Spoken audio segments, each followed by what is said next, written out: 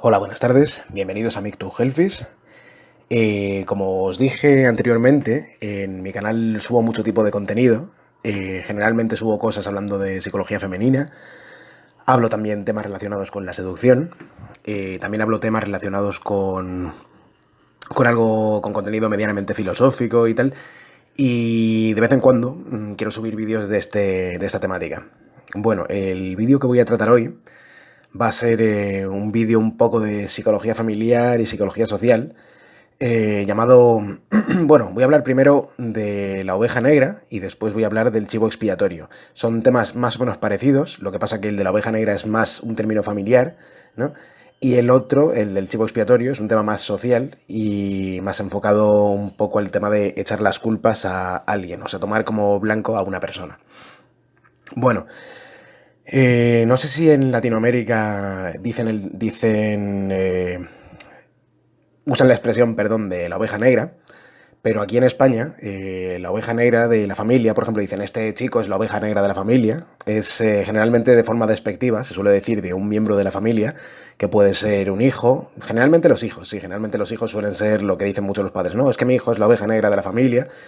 Suele ser un término medianamente despectivo que se utiliza para decir que un miembro de la familia es diferente al resto o rompe con las costumbres o con los moldes o con los esquemas de esa familia y digamos que no es del agrado de esa familia ya que rompe con ese molde, ¿no? Y a la familia pues le surgen distintos pensamientos un poco que no le gustan acerca de eso, ¿no? Bueno, el tema de la oveja negra lo voy a tratar en el canal del Micto, ya que seguramente muchísimas personas que tenéis canales Micto o que os sentís medianamente identificados con el Micto, sin serlo a lo mejor o siéndolo, seguramente os habéis sentido alguna vez que sois ovejas negras de vuestra familia o que en algún momento pues fuisteis ovejas negras de vuestro colegio, de vuestro instituto, que simplemente erais algo diferentes al resto y la gente solía proyectar cosas malas o cosas negativas en vosotros, ¿no? Y voy a explicar un poco por qué. O sea, por qué hay personas que desatan esos sentimientos sin saber muy bien por qué y tal. Y bueno, generalmente pienso que la oveja negra, el que es una oveja negra dentro de su familia, tiende a serlo en demás sitios, o sea, porque tiene como una especie de rol asignado. Bueno, en mi caso personal, yo soy un poco oveja negra de mi familia, ¿vale? Os explico por qué. Mis padres se separaron cuando yo era pequeño, a los 6 años más o menos. Ya os dije en algunos vídeos que no voy a tratar temas en profundidad de mi familia, sí algunos detalles superficiales, pero no voy a sacar trapos sucios acerca de cosas de mis padres o cosas más privadas, ¿vale? Porque es al fin y al cabo la privacidad de mi familia, pero sí detalles superficiales o detalles que no comprometan a nadie, sí los puedo contar sin problemas. Mi familia, mi hermano mayor, desde muy pequeño, era muy buen estudiante y sacaba muy buenas notas, era muy implicado en el colegio, era un chico muy concentrado, como un ejemplo a seguir, ¿no? Por así decirlo. Mientras que yo en el colegio pues era un chaval más disperso, más desconcentrado, me gustaba mucho ir a mi bola, no me relacionaba demasiado con los demás chicos, era algo antisocial también desde pequeño y iba muy a lo mío, no me daba un poco igual el resto, era muy distraído, en clase me ponía a dibujar, no solía atender mucho, en el instituto pues tuve problemas por ser mal estudiante, no en el colegio no, pero en el instituto pues sí. Em, y bueno, siempre me sentí un poco como que el que era algo diferente al resto de la familia. Esto sobre todo se da en familias más tradicionales, ahora supongo que habrán cambiado en el tiempo, pero un poco el tema de ser buen estudiante o no serlo, no estoy haciendo apología de ser mal estudiante tampoco, ¿vale?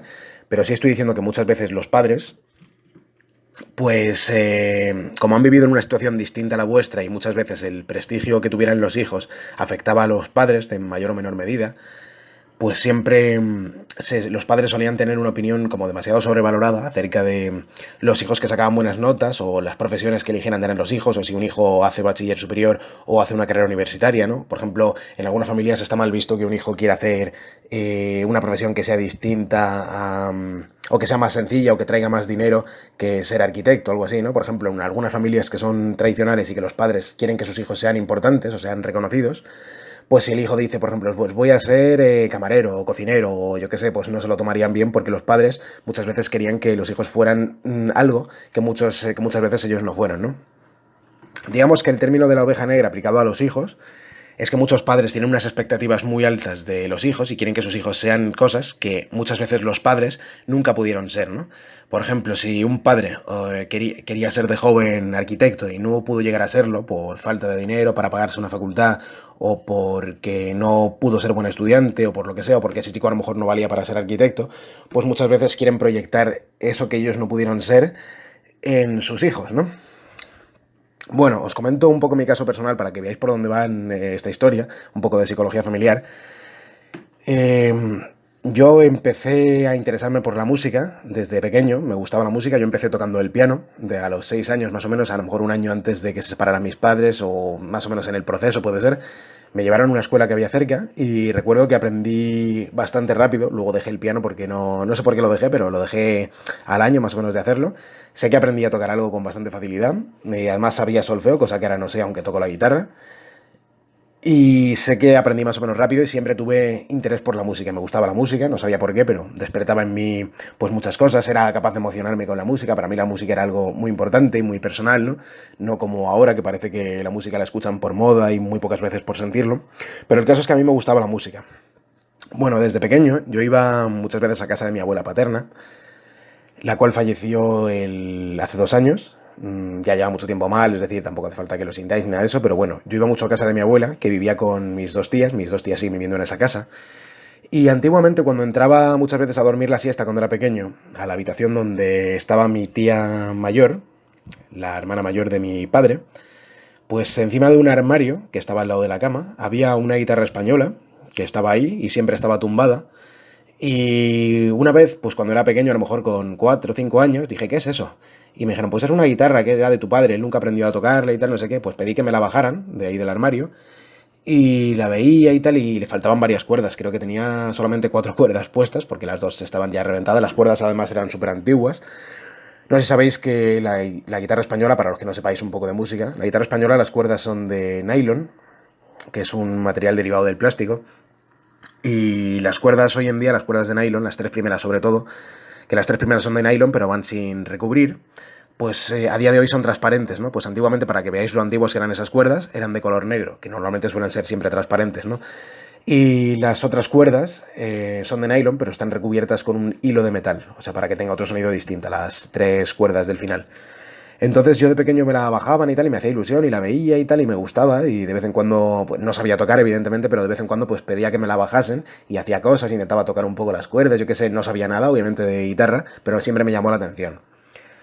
Bueno, a los más o menos 16 años, estando en el instituto, vi que había una escuela de guitarra cerca de mi clase, y me empecé a animar y dije, venga, voy a aprender a tocar la guitarra. Entonces me la cogí, la guitarra esa de española, pedí permiso y me la dieron sin problema porque mi padre nunca ha aprendido a tocarla.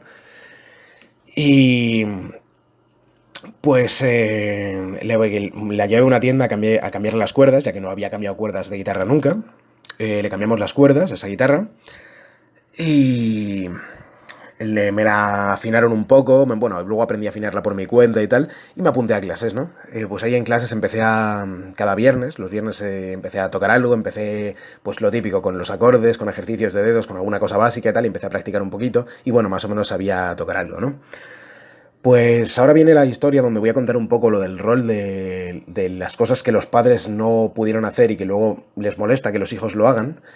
A mí me contaron muchas veces la historia de mi padre con el tema de la guitarra.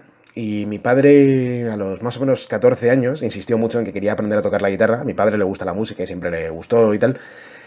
Y mi abuela, porque le insistió mucho, antiguamente le compró esa guitarra, que en su época era cara. Es una guitarra que tiene cerca de 50 años, se ha conservado bastante bien, la sigo teniendo, la toco de vez en cuando. Ahora tengo una eléctrica y una acústica también, pero bueno, esa la tengo mucho cariño, es una guitarra muy bonita, es una Alhambra. Y la verdad es que suena muy bien y le tengo bastante cariño, ¿no? Pues me contaron la historia de la guitarra de mi padre.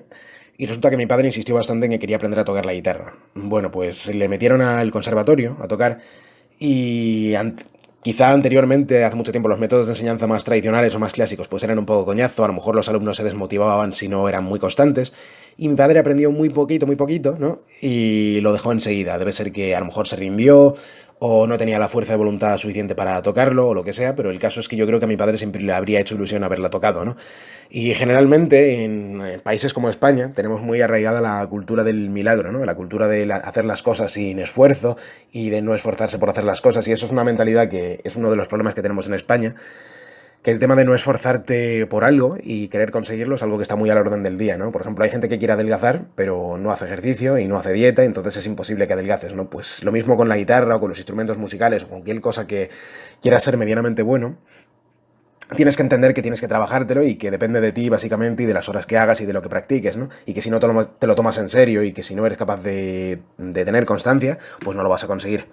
Pues mi padre al final no duró poco en el conservatorio, a lo mejor no lo intentó suficiente o no estuvo o no fue constante, porque creo que todo el mundo está capacitado para tocar un instrumento si le gusta. Creo que no es algo especialmente difícil si te lo tomas de verdad en serio y si crees que puedes y le das todos los días y tocas. Creo que se puede, evidentemente, ¿vale?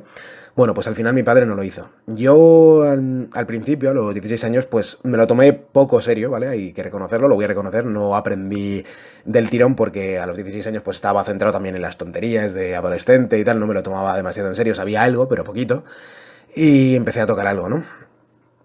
Pues más o menos cerca de los 17 me regalaron una guitarra eléctrica por Navidades y ahí empecé a tocar un poquito la eléctrica porque me gustaba mucho el heavy, me sigue gustando, y me gusta mucho el rock y el blues también. Y entonces empecé a tocar más la eléctrica y tal, pero seguía sin tomármelo del todo en serio. O sea, seguía sin hacer de verdad ese sacrificio, ¿no? Bueno, tenía un amigo en común que le conocía de fiesta, que era amigo de un amigo mío que era batería, y este chico era guitarrista. Y era un chico que se lo tomó súper en serio, que con 16 años empezó a tocar y con 18 o 19 ya tenía un nivel de guitarra que era acojonante porque había practicado mucho. Y entonces yo salí de la escuela de música donde yo estaba, que era un grupo mixto de personas y que era pues más... la clase era bastante peor y tal, y dije, vamos a aprender guitarra bien, ¿sabes? Vamos a hacerlo como Dios manda y aprender guitarra de verdad, ¿sabes? Vamos a tocar. Y entonces empecé a hablar con este chico y tal, un día le fui a ver a un ensayo que tenían, este chico ya tocaba muy bien con 19 años, porque es un chico que se lo toma muy en serio, y actualmente es mi profesor de guitarra, ¿vale? Y sigue siéndolo. Y quiero que siga siéndolo, porque me enseña mucho y aprendo mucho con él.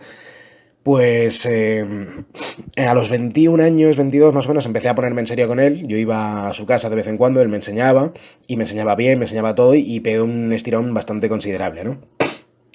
Pues ahí, aquí es donde voy con la teoría de mi padre, ¿no? Yo veía que mientras yo iba mejorando, iba haciéndome bueno, iba haciendo progresos, iba haciendo cosas en la música que realmente se notaban, yo se lo enseñaba muchas veces a mi padre y mi padre no estaba como del todo contento, o sea, veía como que incluso le molestaba a mi padre que yo tocaba, ¿no? Y yo no lo entendía porque a lo mejor era... pensaba que se debería sentir orgulloso y todo lo que creas, ¿no?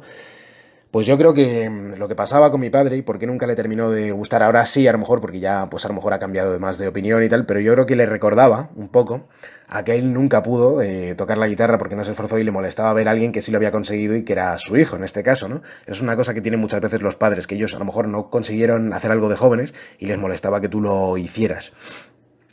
Pues ahí es donde voy un poco.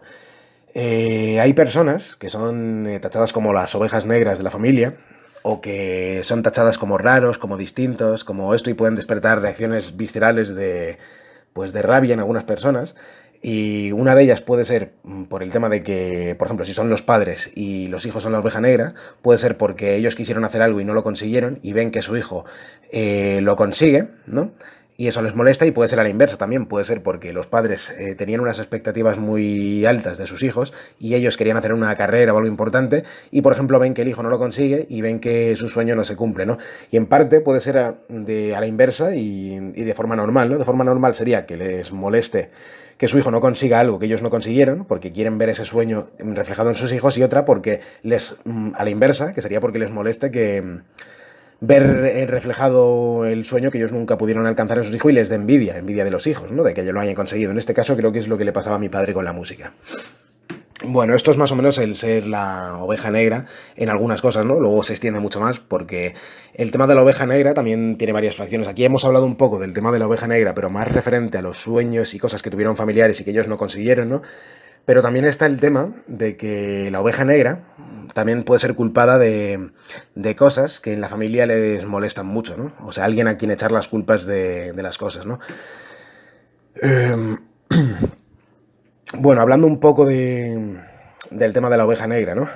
Si eres una familia, por ejemplo, donde todos han sido súper buenos estudiantes, donde todos han sido pues gente que ha estudiado mucho y donde los estudios han sido una prioridad, si tienen un hijo que suspende muchas asignaturas y que pasa un poco y que es un poquito rebelde, obviamente les molestará mucho, ¿no? Y será la oveja negra de la familia porque es distinto, ¿no? Que no estoy que esté haciendo apología de suspender ni de ser mal estudiante, pero bueno, quiere decir que es una persona que se distingue de algo, de esto. Y puede ser en casos mucho más inofensivos, ¿no? Como por ejemplo que, pues a lo mejor la familia sean muy de salir y sean muy de... muy sociables y tengan un hijo que sea pues muy introvertido y tal, y eso les moleste y les pueda molestar, ¿no? Ahí es por donde voy con ese tema. Bueno, muchas veces aquí es donde viene el tema interesante. Las ovejas negras de las familias tienen muchísimo que enseñar a los padres. Yo creo que sin hablar y meternos dentro del tema del misticismo y del destino y todo esto, puede ser que exista el destino, puede ser que no, pero yo creo que las ovejas negras y la gente que nace distinta a las familias siempre tienen una enseñanza muy importante que enseñar a los padres en general, ¿no? Muchas veces en familias que son muy rígidas o que tienen una manera de pensar muy cuadriculada, nacen hijos que son un poquito rebeldes, que van un poquito a su bola, simplemente para enseñar que darles una lección a los padres de que ellos tienen que relajarse y tener una mente más abierta. Es una teoría que yo tengo, pero puede ser verdad. O sea, yo creo que las ovejas negras y la gente que es distinta al resto tiene mucho que enseñar a la sociedad y a ellos, ¿no? En el instituto más de lo mismo. Yo creo que el rol se traslada un poco a todos los ámbitos donde vayáis, porque el que es un poquito distinto siempre llama más la atención y generalmente siempre suelen ser objeto de burlas y objeto de malos tratos en el instituto y de discriminaciones, ¿no? Aunque sean cosas inofensivas, ya te digo que no tienes por qué ser un tío muy extraño ni hacer cosas que molesten al resto, pero puede ser simplemente distinto y que se metan contigo, ¿no?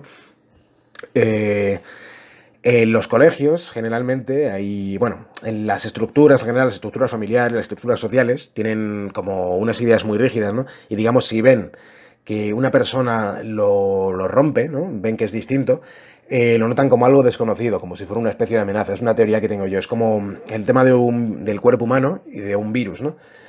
El tema del cuerpo humano tiene unos anticuerpos, unas defensas, y si ven un organismo extraño que no conocen, le atacan porque lo consideran una amenaza, aunque no sea una amenaza, ¿no? Hablando un poco así retóricamente, pero básicamente yo creo que lo que hace que las personas discriminen a las ovejas negras y a la gente que es un poquito diferente es simplemente uno de los mayores miedos del ser humano, ¿no? El cual es el miedo a lo desconocido, el miedo a lo que no se conoce. Si tuviéramos que decir cuál es el mayor miedo, el mayor temor o el mayor horror del ser humano, yo estoy convencido de que no es ni a los fantasmas, ni a los monstruos, ni a lo paranormal y tal. El mayor miedo que tiene el ser humano, sin duda, más allá de, bueno, obviamente el primer miedo que tiene el ser humano yo creo que es la muerte, ¿vale? Es lo que más teme el ser humano y lo que más temerá siempre, es la muerte. Pero si miramos un poco a través de lo que es la muerte es el mayor símbolo que hay hacia lo desconocido, hacia lo que no sabes, ¿no? En realidad lo que el ser humano tiene mucho miedo, y siempre ha tenido mucho miedo y lo ha visto como una amenaza, como algo que no sabes, es a lo desconocido. Si nos ponemos a pensar en el mayor miedo del ser humano, que en este caso se podría decir que es la muerte, la muerte es el máximo referente a lo desconocido, porque la muerte es como la mayor prueba que tiene que afrontar un ser humano, ¿no? El ser humano es un animal, bueno, podemos llamarlo animal, no animal, ¿no? Pero que tiene una conciencia y una inteligencia muy superior al resto, ¿no? Entonces, un animal no puede vivir la muerte igual que la vive el ser humano, ¿no? El ser humano, la muerte le angustia, porque no sabe lo que hay después, no se plantea el dilema de si hay una vida, de si no la hay, no sabe nada absolutamente, o sea, y cuando no ha habido manera de probar qué hay después de la muerte. Y como ya os digo, creo que la muerte es el mayor referente a lo desconocido que hay. Por eso el ser humano teme tanto lo desconocido. Y por eso cuando surge una persona que es diferente al resto o que no encaja, la gente, aunque esa persona sea inofensiva, aunque esa persona no haga nada malo, aunque tenga gustos o inclinaciones que no sean las que estén de moda en ese momento, la gente lo atacará por miedo a lo desconocido, porque no saben lo que es, lo ven como una amenaza. Ahí está en ese tema lo del miedo a lo desconocido, que creo que seguramente a muchos de vosotros habrá pasado alguna vez, ¿no? Yo en mi caso, por ejemplo, era distinto a muchos compañeros de mi clase, ¿no? Por ejemplo, a mí no me gustaba el fútbol, la mayoría de compañeros de mi clase les gustaba mucho el fútbol y siempre estaban ahí. A mí nunca me interesó ni como deporte, ni para practicarlo, ni tampoco como evento deportivo, no me gustaba, no tenía ninguna atracción por ningún equipo de fútbol, me daba igual si ganaba el Madrid o ganaba el Barça, me sudaba la polla el fútbol siempre y siempre me dio igual. No me gustaba demasiado, era más de juegos como la peonza y sí me gustaba bastante y eso sí tenía cierto éxito y tal. Bueno, ahí está el tema. Eh, Ahora os voy a hablar de por qué, en mi opinión, ser diferente no es que sea malo, aunque tengáis que tragar con mucha mierda y tengáis que tragar con mucha gente que no os hace, que os hace la vida difícil, o os la hizo difícil en el instituto, o se metió con vosotros porque erais distintos o raros, ¿no? Os voy a hablar de por qué ser raro no te hace malo y puede ser incluso bueno muchas veces, ¿no? Os voy a hablar de cuando yo estaba en sexto de primaria. Bueno, en sexto de primaria se iba a celebrar una especie de evento, de procesión, ¿no? Para los que no sepan lo que es una procesión o no se diga en, por ejemplo, Latinoamérica, que puede ser que no se diga esa expresión, ¿no?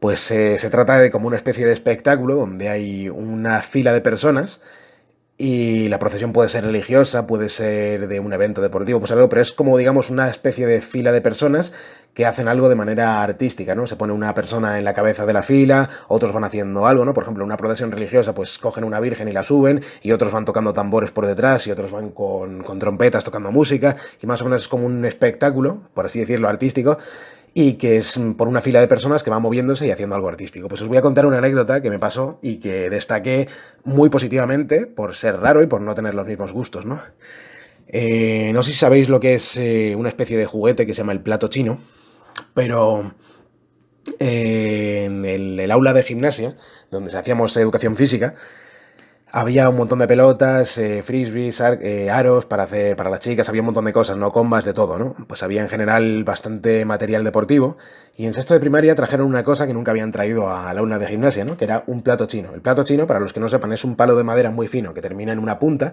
que es simplemente un palo, y luego le sigue una especie de palo que tiene una hendidura en el fondo y que recuerda mucho al gorro de los chinos, ¿no? Entonces, el objetivo de cómo se juega este juego, ¿no? Por así decirlo, tienes que coger el palo y ponerlo en los bordes del platillo, hacerlo girar con mucha fuerza y luego conseguir que el pincho del palo de madera entre dentro del agujero y el palo se quede, y el plato se quede girando dentro del palo, ¿no? Haciendo como, pues como si se quedara recto, pero tiene que ir girando. Entonces un día estábamos ahí en el aula de gimnasia y me parece que dejaron tiempo libre, porque los viernes siempre antes de dejarnos salir de clase nos daban tiempo libre para que jugáramos con lo que quisiéramos, ¿no? Y las chicas se ponían a jugar a la comba, los chicos se ponían a jugar al fútbol, como no.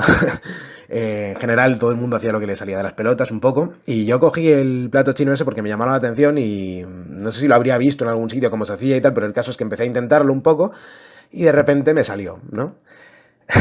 Y me salió muy bien, además, o sea, vi que eso se me daba bien, igual que se me daba bien la peonza o se me daban bien otras cosas que no eran el fútbol, ¿no? Pues me salió bien y conseguí hacerlo del plato chino, lo tenía ahí, incluso me lo ponía en el dedo porque tenía pues cierta práctica con eso. Y entonces recuerdo que ahí destaqué para bien en ese sentido, ¿no? Porque se quedaron flipando, ¿no? "Oh, hostia, mira, le ha salido, no sé qué". Y recuerdo, además, con cierto orgullo, aunque tenía 11 años, en una anécdota de pequeño, que la gente, los chicos de mi clase, y me vieron hacerlo y no podían tolerar que yo, el rarito de la clase, el que era tal, había hecho eso y que nadie podía hacerlo, ¿no? Entonces todos empezaron, no, dame, si lo hace este, yo lo hago también. Cogieron el palo, empezaron a intentarlo y se les caía, y yo era el único de la puta clase que sabía hacer eso y que me salía.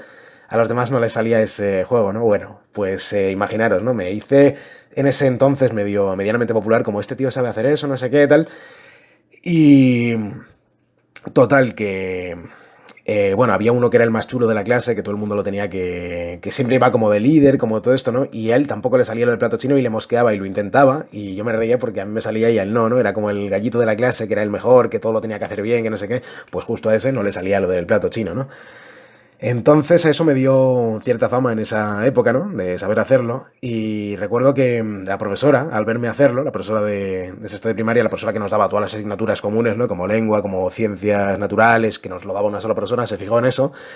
Y se lo dijo a una profesora que había de gimnasia y se lo dijo a la directora también, que a mí me salía y no sé qué. Y era porque se iba a celebrar una especie de procesión, perdón, deportiva, y donde querían que se hiciesen diferentes juegos y diferentes cosas, ¿no? Y mientras iba caminando la procesión, entonces una profesora de gimnasia me vio que lo hacía y me dijo que lo hiciera delante de ella, me hicieron como una prueba y decía, maravilloso, no sé qué, eres el único que eres capaz de hacer esto, lo de plato chino, que ya ves que es una tontería, que todo el mundo lo puede hacer, pero bueno, éramos niños y a lo mejor pues no se ponían, y era el único que me salía decentemente eso.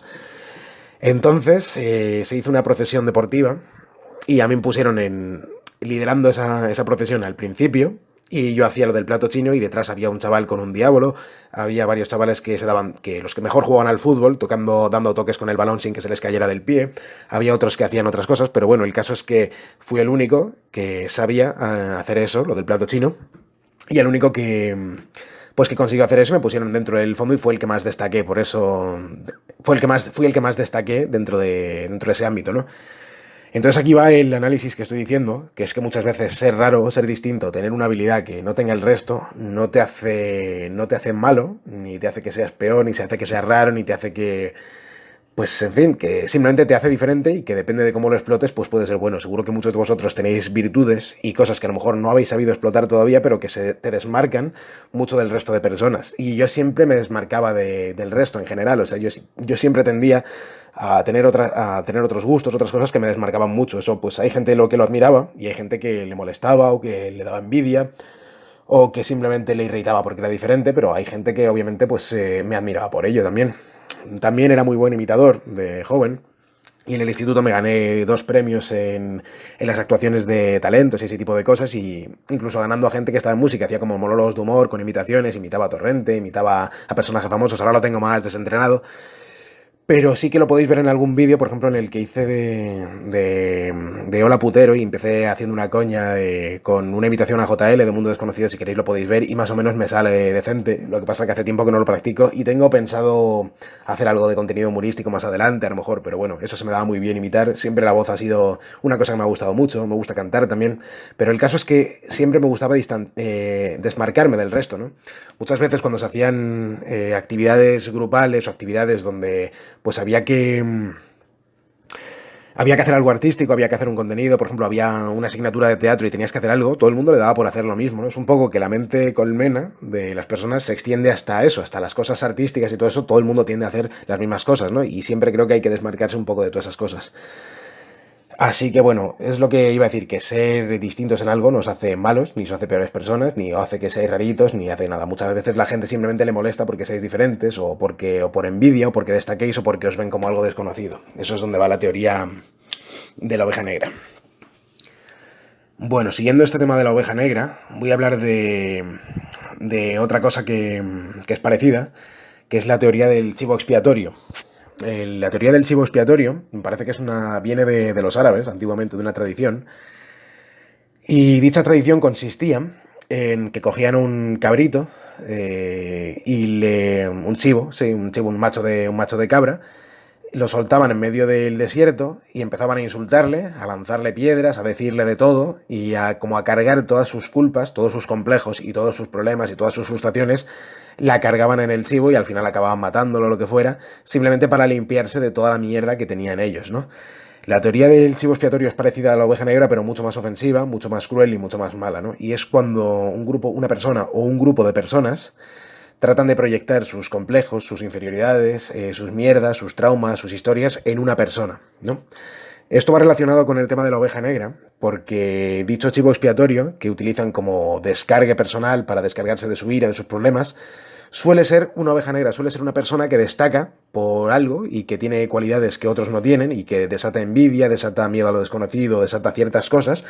Y entonces la gente lo utiliza para descargarse, utilizan esa persona para descargar sus mierdas, sus historias personales. Esto lo hacen los padres muchas veces con sus hijos, ¿no? Cuando lo consideran diferente, o con hijos donde quieren descargar su culpa, ¿no? Como rol familiar también existe, o sea, existe tanto dentro de la familia como en el trabajo, como en muchos sitios. En el trabajo pues desemboca en acoso laboral o mobbing.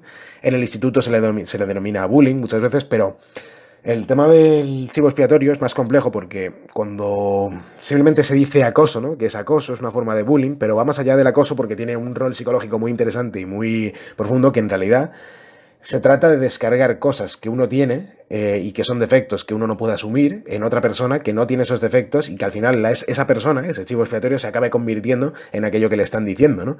Es como que esa persona adopta el rol que realmente le han marcado y que le dicen, ¿no? Imaginaros que a un chico pequeño... Bueno, antes de deciros eso, voy a deciros una cosa que leí en un libro hace mucho tiempo.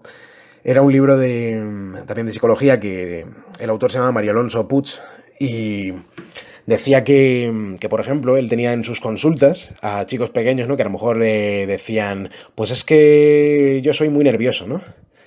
Y le preguntaba el médico, ¿y eso te lo ha dicho alguien o lo has sacado tú en conclusión, lo que eres nervioso? No, pues me lo decía mucho mi madre, que tú eres nervioso, que yo soy muy nervioso, no sé qué, ¿no?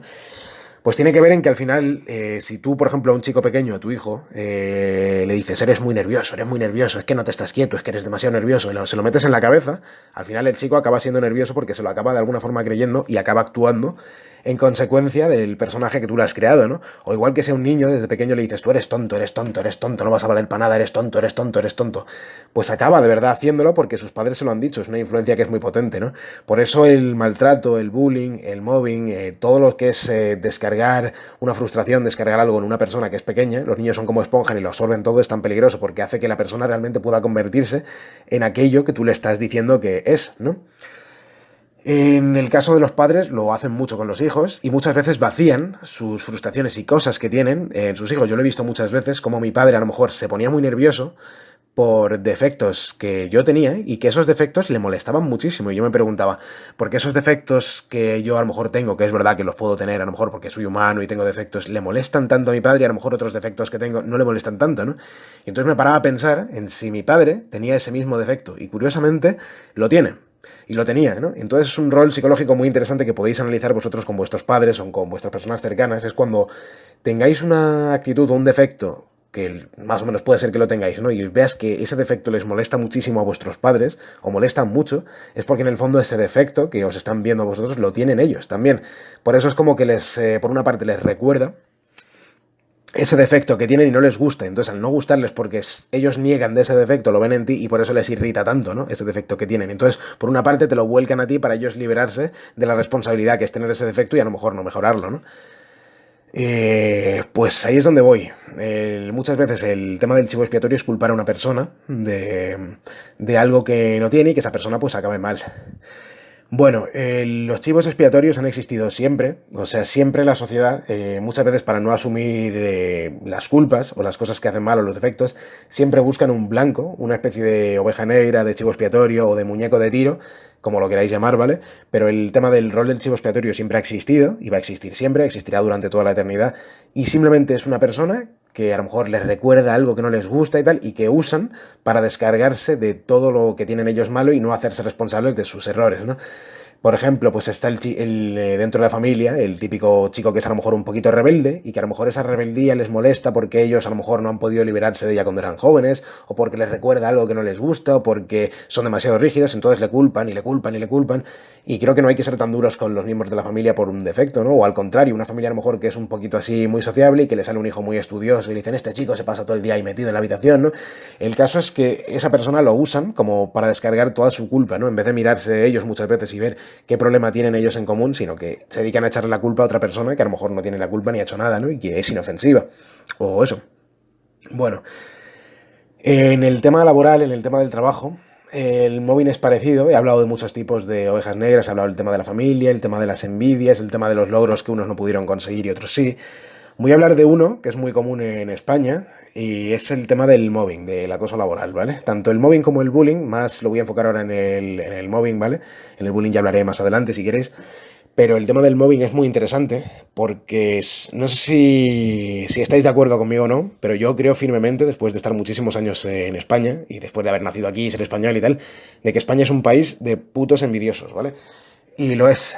Os voy a decir por qué.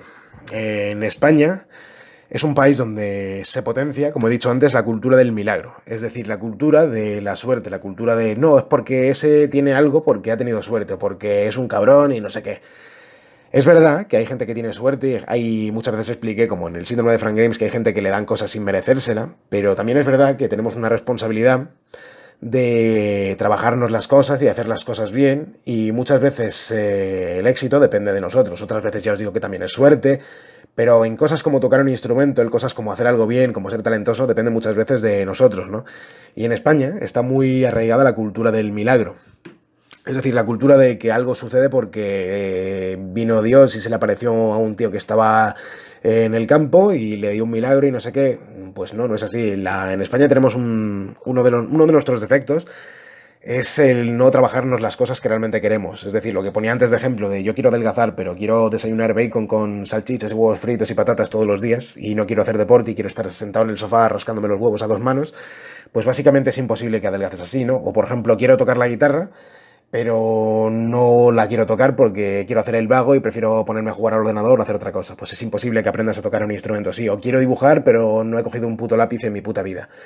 O quiero leer, pero cuando leo 2 páginas, pues tiro el libro porque me aburre. Pues entonces no pasa, ¿no? En España, esto es un problema que tenemos de no tener constancia con las cosas, de querer lo que otros quieren, pero sin trabajárnoslo, ¿no? Por eso también viene muchas veces lo de la mediocridad, ¿no? ¿Por qué se premia la mediocridad muchas veces en vez de la gente que se lo ha currado? Es porque prefieren elegir a un mediocre, un poco por envidia también, ¿no? Muchas veces en puestos de trabajo se coge a gente que no vale para esos puestos y se da de lado a gente que sí está preparada. Yo creo que también tiene algo que ver con eso de la envidia, con eso de mira este que se lo ha currado y que tiene éxito, pues no, ponemos a un garrulo aquí y que lo haga mejor y también por eso, un poco por ese rollo. Pero bueno, España es un país de muy envidiosos, de gente que no se preocupa en hacer las cosas y de gente que quiere lo que tienen otros sin currárselo, ¿no? En el tema del mobbing, del acoso laboral, os voy a poner un ejemplo que viene como anillo al dedo, ¿vale? Bueno, las personas que son ovejas negras suelen ser sinceras, suelen ser personas que tienen unos valores, una moral sólida y tienen unos principios. Suelen tenerlo porque han vivido situaciones en las que les ha propiciado tener más empatía con otros y suelen ser honestas, suelen ser muy nobles y eso pues tendría sentido en un sitio donde se premiaran esas cosas, pero en España es un país bastante pícaro donde tiende a ser todo lo contrario, donde hay mucho traicionero, mucho hijo de puta, hay mucho chivato en los trabajos, hay mucha gente pues que se las da de amigo y luego no lo es, ¿no? Entonces pasa que en los trabajos, por ejemplo, el tema de cómo se aplicaría el tema del chivo expiatorio es que a lo mejor imaginaos un trabajo, ¿no? Donde haya una persona que entre nueva a ese trabajo y ese trabajo tiene muchos problemas, ¿no? Tiene muchos problemas de que hay gente que se toca los huevos, hay gente que se escaquea, hay gente que hace las cosas mal, gente que no se preocupa por hacer las cosas bien, jefes que pasan de todo, mala organización, un montón de defectos y el trabajo no funciona precisamente por eso. Entonces, viene la oveja negra, es decir, una persona honesta, que tiene valores, que es sincera, que ve los fallos, que ve las cosas claras y tal y como son, y entra al trabajo y empieza a ver las cosas que no le gustan, ¿no? Empieza a ver que esto deberíamos hacerlo así, quizá porque aquí no va a funcionar, empieza a dar consejos, ¿no? La gente lo empieza a oler como una amenaza. ¿Por qué? Porque saben que si esa persona nueva entra al puesto, va a dejar en evidencia a los vagos, a los que se están rascando los huevos, va a querer que las cosas funcionen mejor y la gente, por no perder su puesto de trabajo, por no quedar como unos vagos, como unos inútiles o porque los jefes no queden tampoco mal, pues en vez de eso, en vez de decir este tío tiene razón, este tío que ha entrado y deberíamos cambiar y hacer las cosas mejor, lo que hacen es dedicarse a soltarle mierda, a crearle un ambiente hostil para que esa persona o le crean mala reputación y se acabe deprimiendo y se acabe pensando que hace su trabajo mal, que esto es muy interesante además, ¿no? Por ejemplo, imaginemos el tema de que va esta persona que hace su trabajo bien, ¿no? Y que ve los defectos que hay en el trabajo y que pues la gente de manera más o menos inconsciente ven que esa persona es una amenaza para ellos, para su puesto y porque ve que quiere hacer las cosas bien y no quiere y que pueden destapar la mala actitud de los demás, empiezan a decirle cosas, a decirle que es malo haciendo su trabajo, a decirle que no sabe, a decirle no sé cuántos, a decirle toda la mierda que se les pueda ocurrir y acaba pasando que este trabajador se acaba convirtiendo en un mal trabajador. ¿Por qué? Porque se lo dicen tanto que acaba desconfiando de sus propias capacidades. Aunque sepa que lo hace bien, le han tirado tanta mierda y le han destruido tanto la autoestima que acaba haciendo su trabajo mal. Es curioso, pero es así, pero es un poco la profecía autocumplida, ¿no? El hecho de que tú le digas algo a una persona y tal y se lo acabe creyendo, entonces esta persona empieza a dudar de sus capacidades, empieza a hacer su trabajo mal o le acaban echando del trabajo porque definitivamente ha disminuido su rendimiento y lo hace peor, o le acaba yéndose él porque está deprimido y porque duda de sus capacidades y porque no puede aguantarlo más. Esto siempre me ha parecido una auténtica guarrada, en España y se hace mucho, pero para que veáis lo deshonestos y lo asquerosos que podemos llegar a ser los españoles en muchos aspectos y lo malas personas que podemos llegar a ser muchas veces, ¿eh? No digo que sea siempre en todos los trabajos, pero esto pasa mucho. Esto en los trabajos la gente no quiere hacerse responsable, por eso en España ha tenido tantos problemas, porque muchas veces la culpa la hemos tenido nosotros con nuestra mentalidad de no hacer las cosas bien, de querer que las cosas funcionen sin hacerlo, haciéndolo mal, ¿sabes? Muchas veces Uno de los defectos que hay en España es que vemos que una cosa sale mal una y otra vez, una y otra vez, una y otra vez, y lo seguimos haciendo por ese camino, ¿no? Entonces viene una persona y dice, pero ¿qué coño haces? Si lo has hecho 500 putas veces así y sale mal, ¿no te das cuenta de que a la vez número 527 también va a salir mal y a las 600 también va a salir mal? Coño, hazlo de esta forma y de esta forma y a lo mejor sale bien. Pues no, el español es más terco que un toro de lidia o que una mula en celo y seguirá haciéndolo 600.000 veces mal y diciendo, ¿qué coño haré mal? ¿Es que serán mis empleados los que tienen la culpa? Pues no, eres tú que eres un cazurro y te ha salido 700 veces mal y sigues pensando que te va a salir a las 702 o a las 703. ¿No te das cuenta de que por ese camino no se puede ir? Pues no, pues sigue haciéndolo mal. Y entonces viene alguien y dice que lo tiene que hacer bien y en vez de darle las gracias a esa persona por el consejo, pues lo sigue haciendo mal porque tiene el orgullo de que eso se hace así y punto, aunque te demuestre la vida que no. Es uno de los problemas que tenemos grandes en España, el no hacer las cosas bien, tener como una tradición, una idea cerrada de que esto se hace así y realmente eso no funciona. Pues eso es uno de los problemas que tenemos. Respecto a esto, iba a decir algo más o menos, sí. Bueno, me parece una guarrada esto que se hace en España porque estás anulando a una persona que puede hacer las cosas bien, estás negándole el puesto de trabajo a alguien que sí lo merece, ¿no? Y estás haciendo que una persona pierda su autoestima y luego cueste volver a recuperarla. Iba a decir algo, a ver por dónde iba. Joder, siempre me pierdo el hilo a veces en los vídeos. Pero iba a decir algo relacionado con esto. A ver qué iba a decir. Sí, no sé si habéis jugado al Far Cry 3, yo me lo pasé, me gustó mucho gráficamente y me gustaba la jugabilidad, aunque el Far Cry 3 pues estaba, en mi opinión, tenía muchos defectos, ¿no? En el sentido de que la historia era muy surrealista, era muy repetitivo, pero al final me lo pasé y tal y lo disfruté más o menos. Pues el Far Cry 3 había un ejemplo que viene como anillo al dedo a esto, ¿no? Que era uno de los malos, Bass, el jefe este el subjefe, digamos, de Hoyt, que tenía una cresta y que era como un psicópata, le da una lección a nuestro protagonista, ¿no? A Jason Brody. Y está a punto de tirarle al mar con una especie de piedra puesta en el pie. Y antes de tirarle le dice, ¿sabes lo que es la locura, Jason? Dice, la locura es hacer lo mismo una y otra vez y esperar que todo cambie, ¿no? Y te contaba la historia de que él estaba, cuando empezó a trabajar con la mafia, no sé qué, decía, a mí me lo contó un tío, ¿sabes? Me lo contó y me dijo, o sea, y la locura es eso, es hacer la misma cosa una y otra vez y esperar que todo cambie. Y dice, pensé que se estaba cachondeando de mí, así que le pegué un tiro y me lo cargué. Y luego empieza a decir, pero realmente cuando pasaba el tiempo me iba dando cuenta de que era verdad, ese tío no me estaba tomando el pelo, tenía razón. Veía una y otra vez a los mismos capullos haciendo la misma cosa una y otra vez y otra vez y otra vez. Y veía que seguían haciéndolo a pesar de que fallaban, ¿no? Eso es la locura. La locura es hacer algo una y otra vez y esperar que todo cambie. Pues esa es la locura española, que muchas veces al ser tan cabezotas y tan tercos y tan cazurros, que lo somos en general, en muchas ocasiones hay gente que no, pero en general tenemos unas creencias muy fijas y somos muy poco abiertos a las cosas nuevas y a probar diferentes resultados, pasa eso, que no nos damos cuenta de que hay cosas que no funcionan y es que queremos seguir haciendo por orgullo muchas veces. Y lo peor es eso, que esperan que cambie y muchas veces en vez de asumir que el problema lo tenemos nosotros o que el problema... Esto pues nos dedicamos a echar la culpa a alguien. Es verdad que hay veces que hay situaciones que pueden tener la culpa, pueden influir, pero en general también tenemos la obligación como personas de mirarnos mucho a nosotros mismos y saber si eso que estamos haciendo lo estamos haciendo mal nosotros o tiene la culpa el otro. Porque hay veces que puede tenerla, no hay que tener un término medio, no se puede decir le tienes que echar la culpa a todo el mundo o me tengo que culpar yo siempre. Pues no, tiene que haber como siempre un término medio y un equilibrio. Pero más o menos es eso lo que quiero decir, ¿no?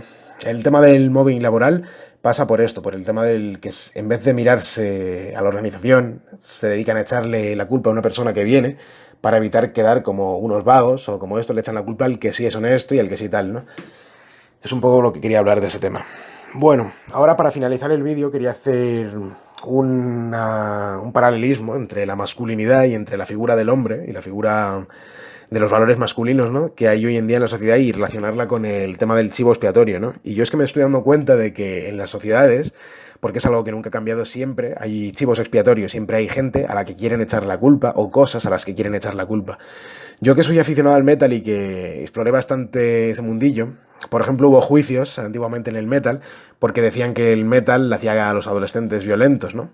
Justificaba por así, intentaban echarle la culpa al heavy metal de suicidios que había en esa época, porque hubo casos, por ejemplo, no sé si sabéis que los Judas Priest, un grupo que me encanta, de heavy metal, los Judas Priest hicieron un disco que se llama Stained Glass, que era un discazo, es un disco, uno de mis discos favoritos después del Defenders of the Faith, yo creo, y después del South Winds of Destiny, que también me mola bastante, pero es uno de mis discos favoritos, el Stained Glass, y hubo dos chavales que venían de una familia disfuncional, de una familia que tenía problemas, de una familia donde pues había drogas, había alcohol y además había armas en la casa, una combinación, vamos, letal.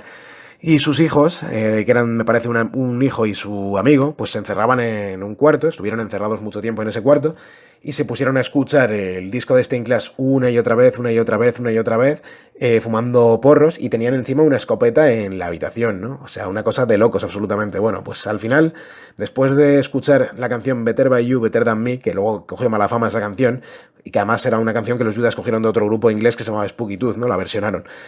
Pues la canción cogió mala fama porque esos dos adolescentes se suicidaron mientras estaban drogados escuchando el disco una y otra vez. Se pegó un tiro uno y se tiró por la ventana, y luego el otro se pegó un tiro también. Uno de ellos murió al instante y el otro estuvo con la cara deformada del tiro de escopeta y se murió al poco tiempo, ¿no? Bueno, pues los padres estaban indignados por esto y vieron que estaban escuchando el disco de Stained Class de los Judas Priest, ¿no? Entonces denunciaron a los Judas Priest y los llevaron a juicio. Y Rob Halford, el cantante de la banda, tuvo que ir a juicio y con los guitarristas y con todo esto por haber de dónde habían sacado esa letra, no sé qué, porque se suponía que había mensajes subliminales en las canciones, cosa que es una gilipollez enorme y que es, vamos, y una de las mayores tomaduras de pelo que hay, incitando a que los jóvenes se suicidaran, ¿no?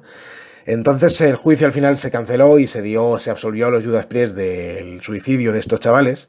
¿Por qué? Pues porque una de las razones que estaba exponiendo anteriormente, lo de la oveja negra, lo de culpar a alguien que no tiene la culpa, es porque esta familia tenía dos chicos que tenían, bueno, primero, una familia disfuncional, ¿vale? Que tiene dos chicos y que permite que sus dos hijos se pongan a fumar porros y a drogarse en una habitación y a escuchar un grupo de música de heavy metal una y otra vez mientras tiene una escopeta en su cuarto. O sea, qué padre en su sano juicio, aparte de tener una familia disfuncional y todo eso, qué padre en su sano juicio permite que sus hijos se metan 2 horas en un cuarto encerrados con la llave, fumando porros, drogándose y con armas de fuego. Entonces, lo más lógico sería que el padre hubiera puesto orden en su casa y hubiera puesto unas normas, unos límites, y hubiera sido responsable de su familia y de lo que se hacen sus hijos antes de culpar a un puto grupo de heavy metal de lo que hacen sus hijos, ¿no? Porque en realidad es la culpa del suicidio, obviamente no la tuvieron los Judas Priest. La tuvieron los padres por tener una familia de mierda y por no hacerse responsables y por pasar de todo y dejar que sus hijos tengan armas, drogas y hagan cosas raras en una habitación, ¿no? Básicamente es el mensaje que quiero dar. En vez de culpar a una cosa que no tiene la culpa, échate la culpa mismo a ti y ve que estás haciendo mal con tu familia. Es lo que dijo además Glenn Tipton, uno de los guitarristas, ¿no? Que lo dijo así tal cual, que no sentía ninguna compasión por la familia porque es que tienen que ser responsables de lo que hacen sus hijos, ¿no? Básicamente es eso. Bueno, pues ahí está. Uno de los chivos expiatorios que hubo en Estados Unidos hace mucho tiempo fue ese. El chivo expiatorio en ese momento era el heavy metal. Todo lo que era el heavy metal pues incitaba a la rebeldía, a no sé qué, no sé cuántos. Tampoco fue para tanto. Es verdad que a lo mejor pudo influir en algunas cosas, ¿no?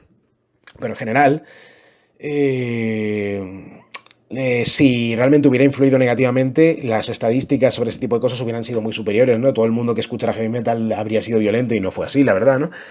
Bueno, el siguiente chivo expiatorio que hubo en la sociedad, también aquí en España, o sea, a nivel mundial, fueron los videojuegos, ¿no? Los videojuegos fueron también un chivo expiatorio muy potente porque hubo un chaval que se cargó a sus padres con una katana y resulta que ese chaval jugaba al Final Fantasy o no sé qué, ¿no?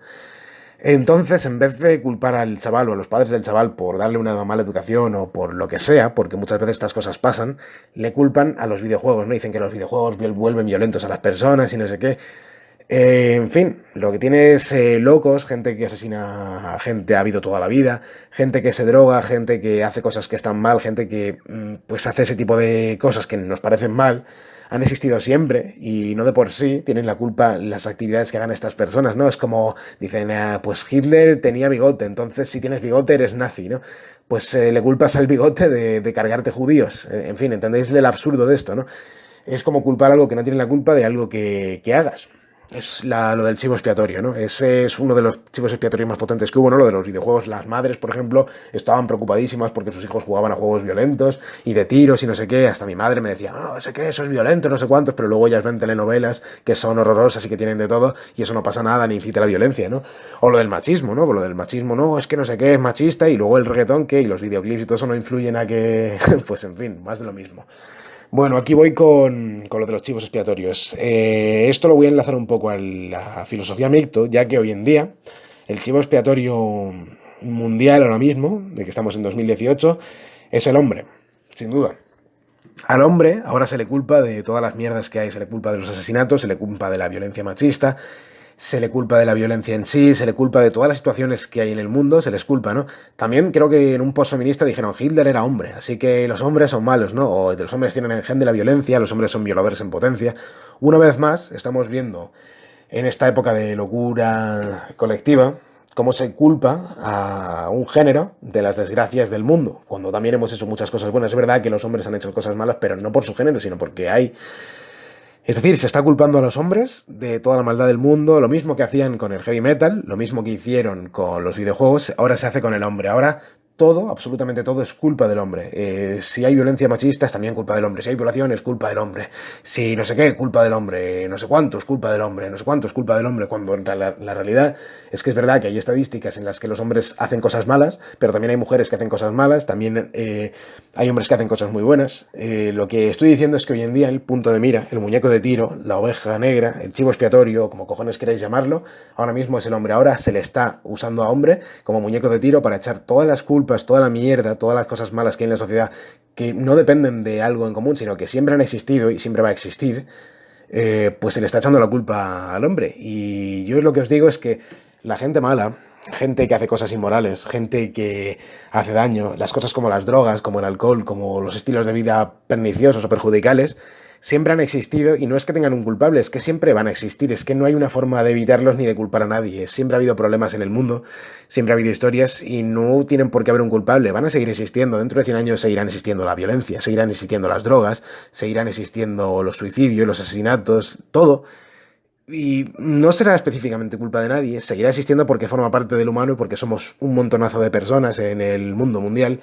Y es normal que un porcentaje pequeño de personas haga cosas malas. O sea, no lo podemos evitar de ninguna manera.